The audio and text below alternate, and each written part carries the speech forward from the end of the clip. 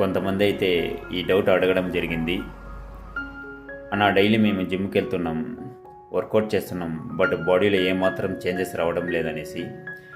ఏమీ లేదు bro, simple tips. మీరు జిమ్కి వెళ్ళినప్పుడు కరెక్ట్గా మీ బాడీకి తగినట్లు క్యాలరీస్, ప్రోటీన్ కావాల్సిన ఫుడ్ లిస్ట్ ఒకటి ప్రిపేర్ చేసి మెయింటైన్ చేయండి. అదేవిధంగా మీ వర్కౌట్ ప్రోగ్రెస్లో వెయిట్ పెంచడం, రిప్స్ పెంచడం కంపల్సరీ చేయండి. నెక్స్ట్ 7 డేస్ ఉంటే 5 డేస్ వర్కౌట్ చేయండి. 2 డేస్ కంప్లీట్గా రెస్ట్ ఇవ్వండి.